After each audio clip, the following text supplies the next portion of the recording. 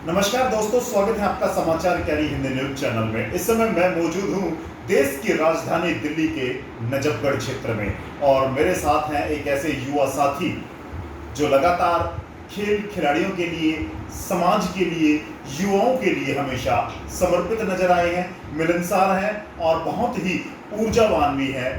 भाई कुलदीप खरब जी, स्वागत है कुलदीप भाई आपका। नमस्कार संजय जी, पहले तो मैं आपका बहुत बहुत धन्यवाद करता हूँ कि आज आप हमारे बीच आए। और जैसा कि हम देखते रहते हैं कि संजय जी के पास मेरे ख्याल से घर में टाइम ना मिले, लेकिन क्षेत्र के लिए बहुत समय है। जी धन्यवाद। और देखिए, आज राष्ट्रीय खेल दिवस भी है। जी हाँ, एक राष्ट्र जो खिलाड़ियों के लिए एक गौरव की बात होती है, आज वो नेशनल स्पोर्ट्स डे है। और कुलदीप जी जो एक यूथ आइकॉन भी हैं, खेल खिलाड़ियों के लिए हमेशा तत्पर नजर आए हैं। क्षेत्र के खिलाड़ियों का जहां जहां जिक्र होता है वहां कुलदीप खरब की उपस्थिति होती है। खासतौर से नजफगढ़ क्षेत्र की मैं बात करूं तो आइए शुरुआत आज स्पोर्ट्स डे से करते हैं और सीधे बात करते हैं। कुलदीप खरब क्या सोचते हैं खेल खिलाड़ियों के बारे में? राष्ट्रीय खेल दिवस की बधाई। आपको भी संजय जी बहुत बहुत बधाई हो जी। और जैसा कि आज नेशनल स्पोर्ट्स डे मनाया जाता है, मेजर ध्यानचंद जी हमारे जो हॉकी के खिलाड़ी थे जी। और ये हॉकी के खिलाड़ी ने वो एक जादूगर थे। जी। तो खेल भावना के उनके इतने बड़े अपने त्याग और खेल के लिए अपने सारा जीवन समर्पित उन्होंने किया है, इसलिए आज का दिन जो है वो मेजर ध्यानचंद जी के जन्मदिन के उपलक्ष्य में मनाया जाता है और इसलिए इसको नेशनल स्पोर्ट्स डे डिक्लेयर किया गया है। हाल ही में जो ओलंपिक में हमारे खिलाड़ियों ने प्रदर्शन किया है उसको लेकर के खासतौर से नजफगढ़ के खिलाड़ियों के लिए आप क्या संदेश देना चाहेंगे, क्या कहेंगे? खाली नजफगढ़ के खिलाड़ियों को नहीं, मैं जो भी हमारा भाई, हमारा बेटा, हमारा साथी जो अपने आप को खेल के प्रति समर्पित कर चुका है, जैसे कि ओलंपिक में अभी हमारे कई भाई मेडल लेके आए हैं। नीरज चोपड़ा जी हैं, बजरंग पुनिया जी हैं, दीपक पुनिया भाई रह गए थे लेकिन उन्होंने भी बहुत ही अच्छा वो दिया। अपने पीवी सिंधु है, अपनी मैरी कॉम जी पिछली बार लेके आई थी, अब की बार मीराबाई चानू जी हैं जी। ये सभी हमारे खिलाड़ी हैं। कुछ हमारे खिलाड़ियों के नाम नहीं ले पाया, मुझे एकदम से ध्यान नहीं आ रहा, तो मैं आपको बता देता हूँ कि सभी जो खिलाड़ी खेल के लिए समर्पित हैं, मैं सब से भगवान से यही आशा करता हूँ कि वो सबको ही बहुत ही अच्छी कामयाबी मिले और हमारे देश का नाम रोशन करे, चाहे वो नजफगढ़ से हो, चाहे वो दिल्ली से हो, चाहे वो हरियाणा से हो, क्योंकि हम सबसे पहले हिंदुस्तानी हैं, ना कि हम किसी एक क्षेत्र के खिलाड़ी हैं। जब हमारा वहाँ से मेडल आता है तो हिंदुस्तान का मेडल लिया जाता है, ना कि नजफगढ़ का मेडल लिया जाता है कहीं। बिल्कुल। और वहां पर जब तिरंगा लहराया जाता है और राष्ट्रीय धुन बजता है तो प्रत्येक भारतीय गौरवान्वित महसूस करता है, ऐसा मानना है कुलदीप खरब का और हम सब भारतीयों का, क्योंकि खिलाड़ी किसी एक जाति धर्म क्षेत्र के नहीं होते, खिलाड़ी राष्ट्र की धरोहर होते हैं। बिल्कुल संजय जी, जी। जहाँ हमारे अंदर से जब भारत का नाम लिया जाता है, हिंदुस्तान का नाम आता है, तो हम अंदर से वैसे ही गौरवान्वित हो जाते हैं। बिल्कुल। क्योंकि हम इस भारत देश के एक छोटे से कोने में बसे हुए हैं। भारत देश बहुत बड़ा है और उसके अगर हम उसको भी खंडित करने की सोचेंगे तो हमारे बीच में हम कभी भी कामयाब नहीं हो पाएंगे। और वो खिलाड़ी जाके, और जो फौजी है हमारा भाई, एक मेरे ख्याल से दो ही चीज़ें रह चुकी हैं हमारे देश में जो देश को बांटने का काम नहीं करती। एक तो हमारे फौजी भाई और एक हमारे खिलाड़ी भाई। खिलाड़ी भाई भी देश के लिए लड़ते हैं और फौजी भाई भी देश के लिए लड़ते हैं। बाकी तो हम हिंदूवाद में, जातिवाद में, मुसलमानवाद में और कभी किसी चीज़ में बटे रहते हैं। लेकिन मुझे जो मेरी एक सोच है वो ये है कि हमें एक हिंदुस्तानी बन के जीना चाहिए, ना कि कास्टिज्म में मरना चाहिए, ना कि हमें जातिवाद में मरना चाहिए। बहुत बढ़िया। और देखिए युवा की सोच कितनी प्रखर है, कितने राष्ट्रवादी सोच है कि राष्ट्र प्रथम।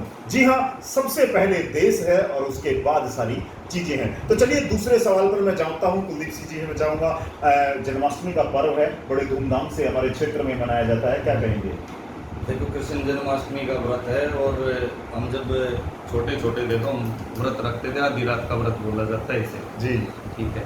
और जैसा कि आपने आसपास के क्षेत्र में देखा होगा कि हर मंदिर में बड़ी एक रौनकता सी आ गई है, क्योंकि पिछले 2 साल से लोग कोरोना की इस बीमारी से इतने मतलब डरे हुए और एक अंदर ही अंदर अपनी आस्था को भूल चुके हैं लोग, तो उस आस्था को जागृत करने का एक बहुत ही अच्छा मौका है। और कृष्ण जन्माष्टमी में मैं सभी को शुभकामनाएं देता हूं और अपने दिल से मैं ये कहता हूं कि भगवान हमारे इस देश से इस कोरोना जैसी बीमारी और ऐसी किसी भी आपदा को हमारे देश के ऊपर ना आने दें, क्योंकि हमारे देश में भाईचारा और वो बढ़ाने के लिए मैं ये कामना करता हूँ इस ऐसी बीमारियों से भगवान हमें बचाए रखे, बस इतनी आशा करता हूँ। जी, त्योहार और फेस्टिवल हमारे जीवन में उमंग, उल्लास और खुशी लेकर के आते हैं और त्योहार एक दूसरे से जोड़ने का भी कार्य करते हैं। एक दूसरे की संस्कृति को समझ करके भाईचारे को बढ़ाने का कार्य त्योहारों के माध्यम से किया जाता है। कुलदीप जी, आजकल जो एक चर्चा है वो मैं आपसे जानना चाहूँ कि तीर्थ यात्रा को लेकर के आपने एक लोगों के लिए, इस खास तौर से इस इलाके के लिए और आसपास के क्षेत्रों के लिए एक तीर्थ यात्रा कराने का जो एक निर्णय लिया है, जो कार्य किया है, वो प्रेरणा आपको कहाँ से मिली? किस तरह से आपने ये निर्णय लिया और तीर्थ यात्रा को किस संदर्भ में देखा जाए? पहले तो मैं संजय जी इस विषय में ये कहना चाहूँगा कि मैं अपने माता पिता का, अपने दादा दादी का, अपने ग्रामवासियों का और अपने क्षेत्रवासियों का धन्यवाद करना चाहता हूँ, जिन्होंने जिनके साथ रह के हमारे अंदर ऐसे विचारों की उत्पत्ति हुई है। मैं उन सभी का ये धन्यवाद करना चाहता हूँ कि जो उन्हीं के विचारों से प्रेरित होके मैंने इस तीर्थ यात्रा का एक कराने का एक छोटा सा प्रयास किया है।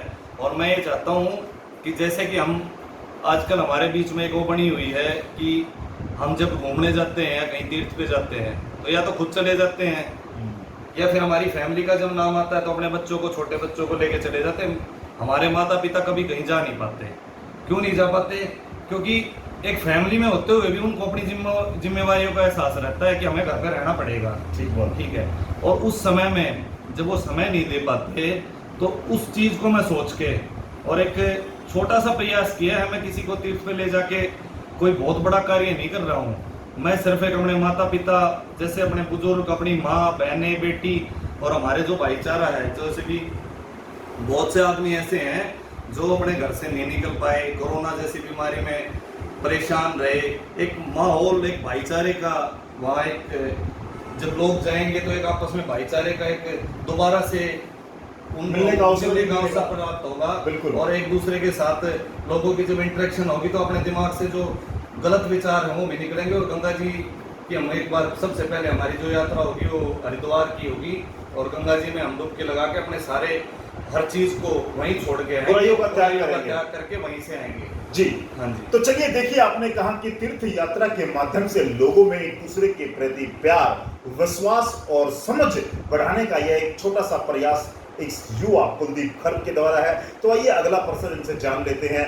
इस तरह के जो कार्यकलाप हैं, कहीं कुलदीप खर्ब राजनीति की ओर बढ़ रहे हैं। ऐसा माना जाता है कि आने वाले काउंसलर का एक बहुत मजबूत चेहरा कुलदीप खर्ब को देखा जा रहा है आने वाले काउंसलर के रूप में। संजय जी देखो, ये जो आपने कही है ये चीज तो हम अपने मुंह से ना कभी हमने कही।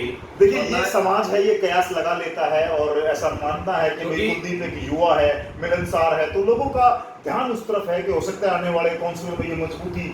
देखो, अगर हमारे जैसे कि ये तीर्थ यात्रा को इस राजनीति से ना जोड़ा जाए, पहली चीज तो मैं आपको बता देता हूँ। ये मेरे एक अंदर से आया हुआ विचार है और मैं एक धार्मिक उसके लिए ये कार्य करना चाहता हूँ कि क्योंकि एक तो सबसे पहले तो हम अपने एक सनातन धर्म को आगे बढ़ा रहे हैं। बहुत बढ़िया। ठीक है। इसमें किसी वो नहीं, ना मैं किसी धर्म की बुराई करता, ना मैं किसी कास्ट की बुराई करता, लेकिन मैं ये कहता हूँ कि हमें अपने धर्म का प्रचार जरूर करना चाहिए। जब हम सनातनी हैं और हिंदू धर्म से हम जब हिंदू धर्म में पैदा हुए हैं तो हम अपने धर्म को ना छोड़ के, हम अपने धर्म को किसी धर्म की बुराई ना करके, किसी की मतलब बुराइयां ना गिनवा के अपने आप को आगे बढ़ाएं। मेरे एक गुरु जी थे, उन्होंने एक चीज बात बताई थी कि बेटा अपने आप को इतना बढ़ा लो कि आपको किसी की तरफ देखने का मौका ना मिले।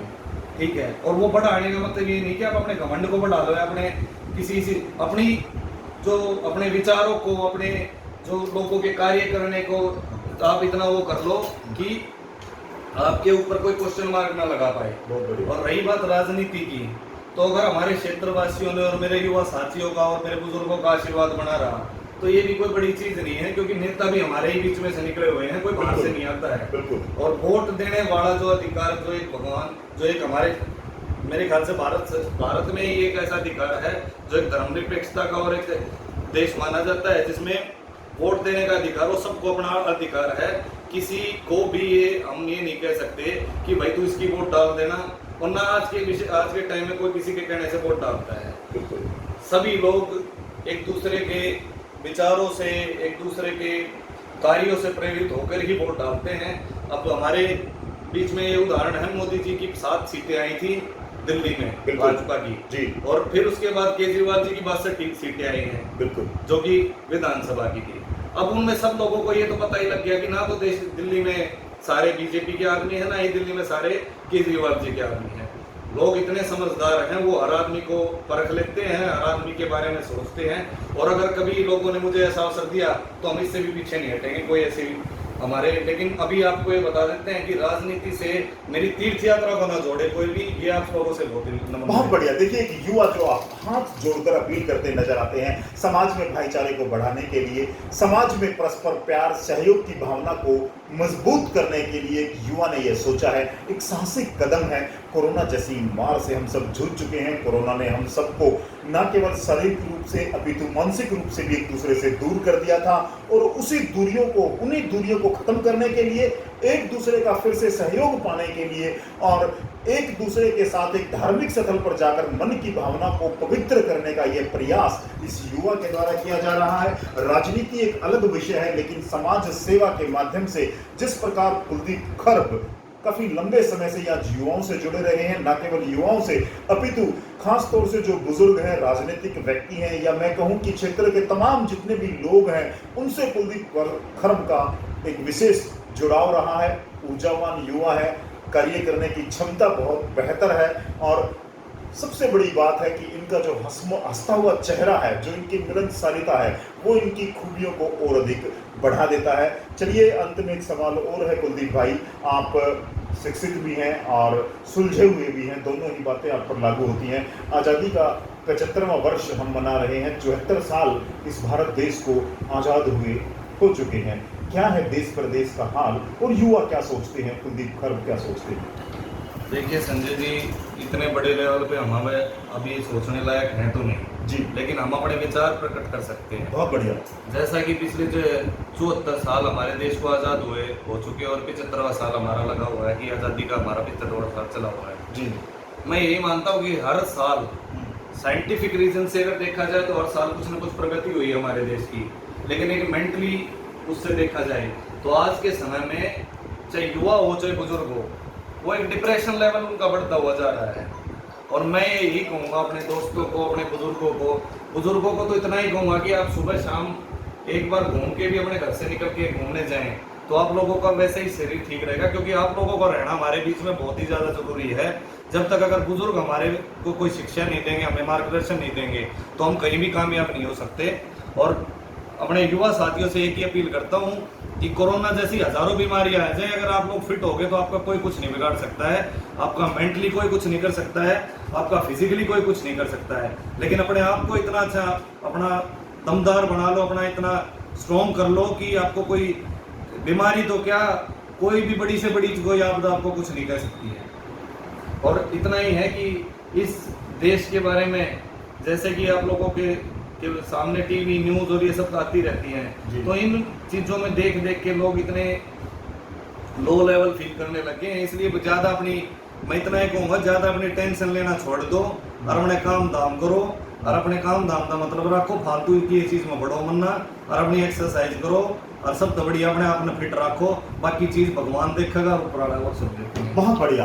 अपने आप को व्यस्त रखें, मस्त रखें, शारीरिक श्रम अवश्य करें, और अपने आप को तमाम तरह की फिजूल बातों से बचाएं, तनाव से मुक्त रहें, और ज़्यादा इसमें हेल्थ की तरफ ज़्यादा जागरूक बने, और कोरोना जैसी इस तरह की आने वाली बीमारियों को भी पछाड़ने के लिए तैयार रहें, ऐसा संदेश आज दिया गया है। तो एक सार्थक बातचीत का प्रयास हमने किया है एक ऐसे युवा से जो समाज सेवा के साथ साथ युवाओं के लिए आइकॉन भी है, लगातार अपने क्षेत्र में, अपनी फील्ड में कार्य करते नजर आए हैं, और अब राजनीति के रूप में उनका यह पदार्पण क्षेत्र के लिए, समाज के लिए कितना उपयोगी रहेगा, आने वाले समय में इसकी चर्चा अवश्य करेंगे।